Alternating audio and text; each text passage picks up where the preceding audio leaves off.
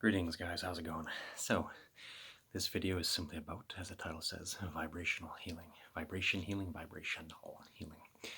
So, this is an old ancient science, nothing new. There are various books and literatures out there on it, grimoires even, countless videos and workshops and all sorts of things. I've been looking at it recently into these things and testing out a few methods on myself, and of course I'm seeing that other people are engaged in it as well continuously. But when someone else talks about it and someone else is thinking about it at the same time, I talk to a friend or this and that, then it's like, oh, okay, meant to be, we're all synced up. So I felt to do the video about that. Vibration healing. All of us have experienced some kind of sickness, even if it's just a head cold or whatever the case may be, flu and different types of things, and in a lot of cases, more serious things. Basically, when we receive an illness, it's because there's a blockage of energy. That's the basic way of putting it in spiritual or shamanic or magical terms, energy terms, if you will. Choose an option that suits you. So, when there's a blockage of energy, there needs to be something to counteract that, of course, and to release, to restore. If we think about a shape and a form of something in the natural flow of cell structure, electromagnetic currents, the cohabitation of the elements, heat and cold principle, air and solid principle, turn into a human body, as is our main example since that's what we're talking about. You are wanting to release this. When there's a blockage, the energy isn't flowing. Let's say something's trying to go through your veins, like here to here, and it's stopped. We need to loosen up this blockage so the flow can continue.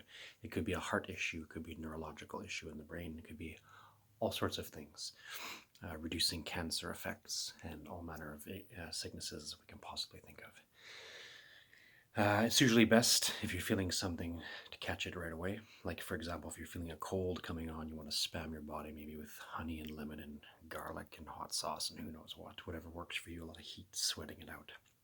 That's also a way of release. So just using that for an example. Vibration healing, it's getting right to the very nitty-gritty, right down to the cell structure to loosen it up, to correct the electromagnetic field, if you will, so that there can be a better congruence, a better amalgamation, a better flow, basically. So I want to talk about just a couple of methods. Most of you are familiar with a lot of these already, but I just want to pass it on in my own words. So first and foremost, I found the most powerful technique to be, for myself at least, thus far, to be in sound. But I like to combine a few things to see if it works. Sound vibration. Basically, when you look at the very ancient esoteric training techniques of East and Western and whoever, often you'll see chanting in vowels. If you think about the classic Hindu yogi doing the Om, or you think about even Gregorian chant, the vowels. The main thing is the vowels. In the ancient mystery schools coming from Greece and Egypt and earlier places, they talk about you reduce all words to the vowels themselves and sing the vowels, because that's the real speech, the real talk. The pure talk is in vowels. The consonants just act as dividers and ways to make the words precise. But the feeling, the meaning is always in the vowels, the purity of it, the directness, direct nature. If you think about animals or babies, mostly it's sound vowels. It's not so much talk with the formulated words as such, but it's ah, eh, or a dog, ooh, ooh, things like that. So this is pure speech. This is vibration speech. This is pure energy. And then, of course, the adult human wants to complicate things with words for precision purposes and for variety. But the healing takes place at the vowel level, at the vibration sound. So in some cases they call it theurgy, the sound of the vowels themselves. So we look at A, E, I, O, U. So if you want to do a vibration healing with sound itself and not using an exterior source, I mean, we can listen to music. Like, music is a strong spell. All music is magic. So you're in a good mood, you want something uplifting, you're listening to the sounds, and it is vibrating your totality, your soul body, if you will, or astral etheric body, and then into your physical, and it's vibrating. When the astral and the mental bodies are lined up properly with the physical, then we have pure good health. So listening to sounds helps. So you can listen to music for healing. You can lie down and have classical music and things like this. But I find it's probably best to do it from the inside out. So if you do something in the simple chanting of the ancient magi in the Western tradition, and the Eastern too, actually, but if you do vowel chanting, something like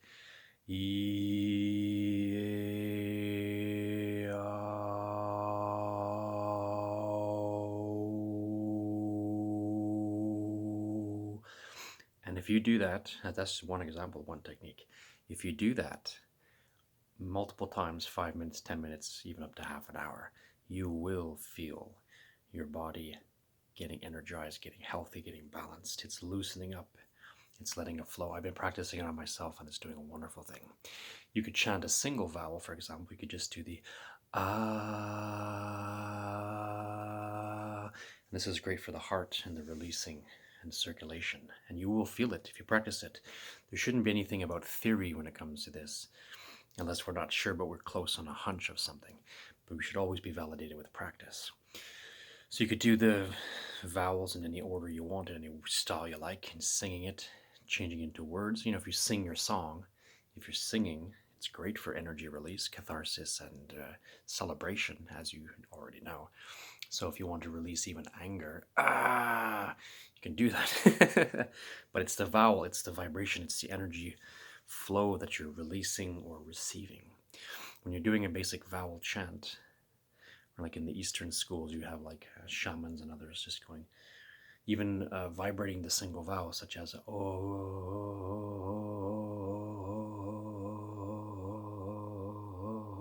And if you do that and you practice it, you will see that it has this interesting release mechanism, this stabilizing and energizing flow, if you will. So trying these things actually work phenomenally. And if you combine them with other things, even better, such as crystals and metallic things and whatnot, which we'll get into. So I recommend that. I recommend people to try that if they want to get a vibration healing, because it works phenomenally if you put it even a bit of practice. Even just 5 minutes a day, or every other time, or 10 minutes every other day, lying down, sitting, standing, I don't know, whatever suits you. I personally like to lie down or sit and close my eyes and then do it, and I can block out any distractions perhaps. And you will give yourself a wonderful cleansing, and it works. It's tried, tested, and true. This is not just centuries, but millennia old techniques that actually really work. When you think of, originally in the Hindu philosophy, they said Om is the sound of the universe, the core of God is a vowel combination. Om. The words Amin or Amen that are in the Judeo-Christian and Islamic tradition actually come from the Om. It doesn't come from Hinduism as such, but it's linked to the same source, because the mystics who practiced found that those vowels made it right. Well, like some ancient names for God, Ao or Iao.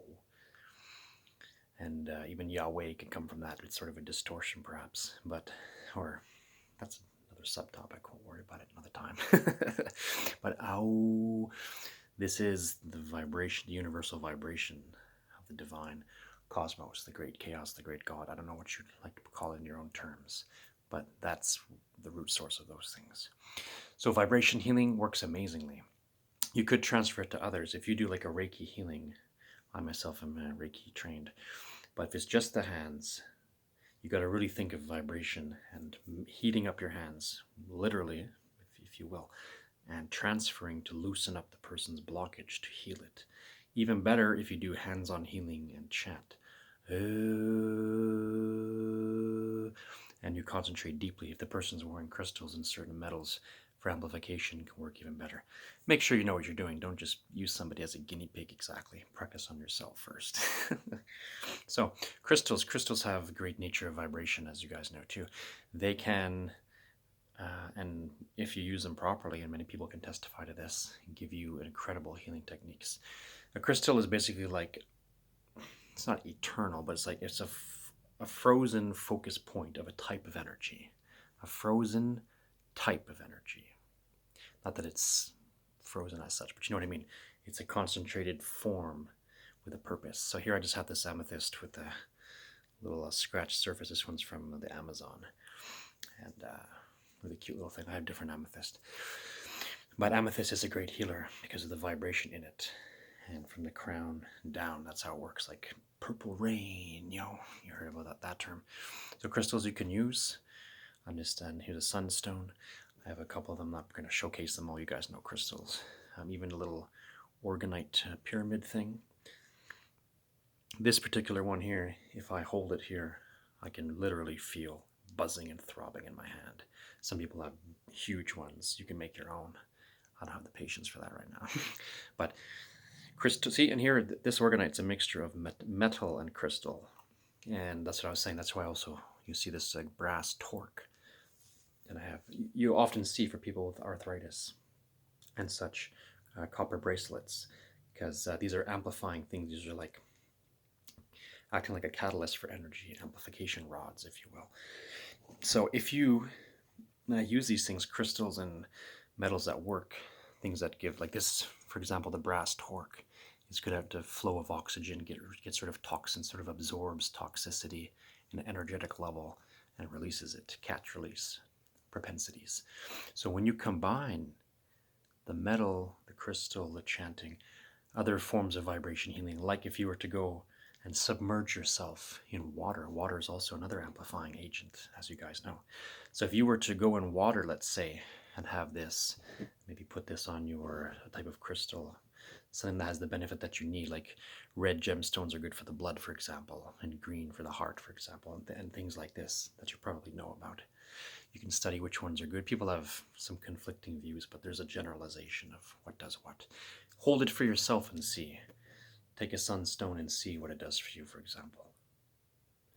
Learn its vibration, its code, its secret. And if you wish, you amplify with the chanting, with the metallic.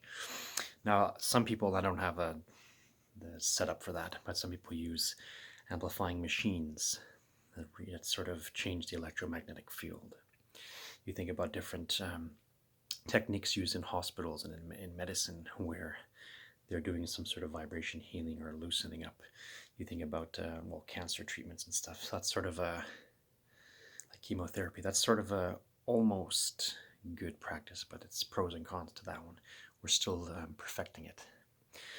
But if you do the self-healing, that's the point of the video, and try these techniques, you will see it can be phenomenal work. One example I'll share with you guys that has worked for me, at least, doesn't mean it's going to work for you, maybe it will, is I take this brass torque, I take it off my neck, or I keep it on the neck, but I can take it off, and if I'm lying down, I can kind of put it like that, so the prod ends are on the temples. I can put some crystals down, forehead, throat, chest, whatever I need. I can hold some in the hands, because a lot of the time, as they say, to release the crystal power, you hold it in the hands. And like reflexology, if you're touching the inside of the fingers like that, or the toes, they're specific to parts of the body. So if you want to heal certain parts of the body, you go into an in-depth study of that. And you would take the stone appropriate. Let's say you have a blood issue. You take a ruby or a red garnet or something of this sort, red jasper even, and you would perhaps hold it in your hand, rub it a little bit, do your chanting, and then think, send your will, your intention to the part that needs to be healed, and it can release it. And I've been practicing and find it works really, really good. So I will continue to do this. Some people are much more advanced than I in these sciences, so research and try, and practice for yourself. We can all become the expert. We're all a student. And anyone willing to be a student can become a master. And you try and see what works for you. And if you get success, then your magic is real. It's not about theory and copying everybody's discipline. If it works, then it works. It's really as simple as that. So I'm just saying these things work. I highly recommend them if you have a health issue. If you're getting headaches, for an example, that's why I brought the amethyst. It's a well-known healer. If you take a large, this was just a rough one, which is scratched. My other bigger one with the rough structure with little spiky formulations of crystal. If you take an amethyst, even a smooth one though, like that, or polished, totally polished smooth one, and you put it, if you have a headache, for example, or migraines, You take the amethyst, you can leave it here or here, ideally on the crown, on the temples, and you could rub it in, and you can do something like even just a humming. Mostly the vowel E is for the head, but a humming is also very good. It's loosening and channeling, so to speak. So if you do E